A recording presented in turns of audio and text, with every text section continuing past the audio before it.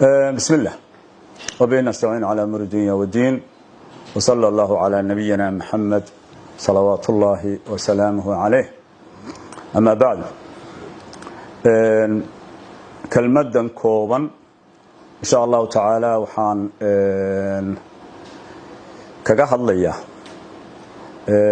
بوقا يخلخلكا dadka la dhexgaliyay Soomaalidu waxay tiraahdaa reer gurafaa iyo caruur waa loo kala sheekeeyaa waxaan rabaa insha Allah taala inaan ku cadeeyo warar la isla dhexmarayo oo aan sal iyo raad lahayn in aan waxa ka jira iyo sida ay wax yihiin inaan ku bayaamiyo dadka reer SSC Khaatumo waxa axdiga ugu qoran ayna ku ballansanaayeen 2 sanadood kadib inay shir isugu yimaadaan ay ku tashanayaan ay kaga baxayaan ku meel gaadnimada ay ugu gudbayaan maamul buuxa shirkaas oo intii SSC Khaatumo ay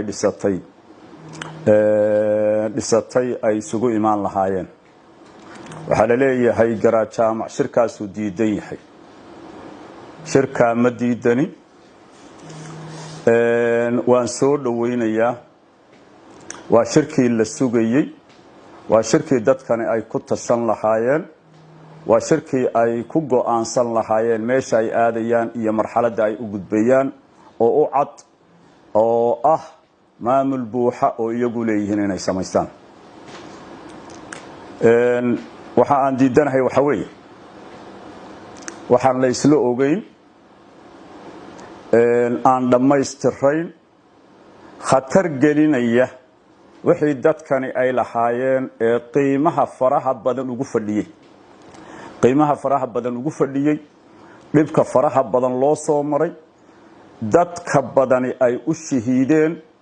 in maanta khalkhal la geliyo oo waxaan la isla hubin iyo waxaan la isla ogeyn iyo waxaan laga tashan lagu dhex tuuro shirka maanta laascaanood la leeyahay waa laga wadaa anigu meel lagaga tashaday ma ogi meel wax la isaka weydiiyay ma joogin meel lagu go'aansaday ma aanan fadhiyin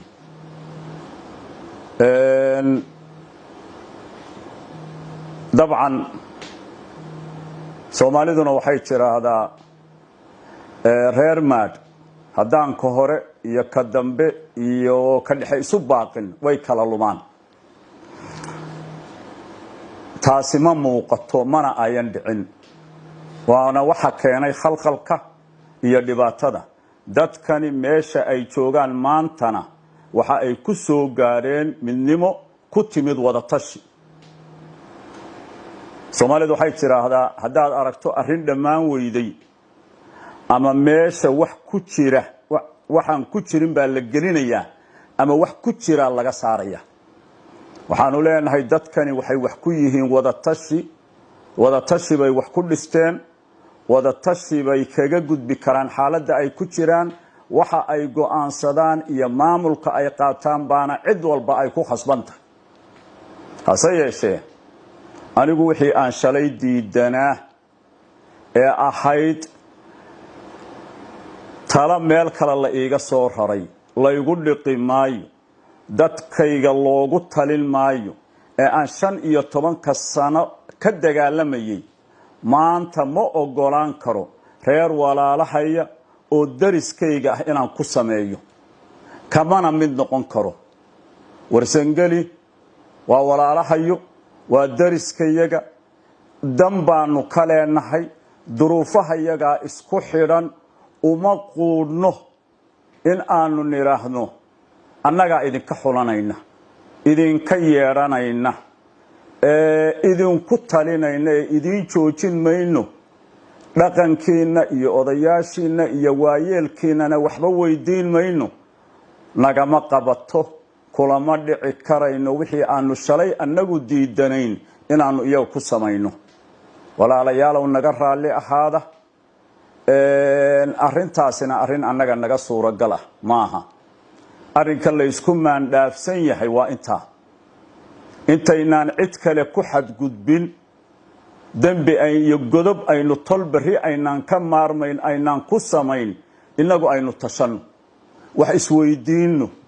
cid ina khasbi kartaa ma jirto waa reality SSC Khaatumo meelna uma socoto meelna ma aadi karayso inagu waxeena aynu si mugle uga tashanno cidda aynu doonayno aynu si mugle ugu tagno ula tashanno kaga helo haa iyo maya haddaynu niraahno waanu isku dhex khaldaynaa warteena khatar galaysa teena dhibaato ku imaanaysa wax ina khasbaya iyo cid gacanta ina maroojin kartaa ma jirtee aynu wada tashanno talawiyeera loo dhan yahay dhinacyada laga fadhiyo walaalayaalow taasaa ina deeqda taasaa meel ina gaarsiin karaysa tii kaleba ee gacanta laynagu maroojinayo laynagu khasbayo haddaydan sidaa maanta yeelin layna leeyahay waxaanu idinla doonaynaa waayeysaan war waxaanu u joognay kun beenood oo naloo sheegay 15 sanaan arrintan daba socday god kasta ay gasho waan garanayaa war waxaan u baqayo waxa weeye SSC Khaatumo in la dibindaabiyeeyo oo god ayan ka soo baxayn bari lagu rido SSC way jiraysaa waynu jiri doontaa insha Allah taala cidna looga baqi maayo cidna loo baryi maayo wabillahi tawfiiq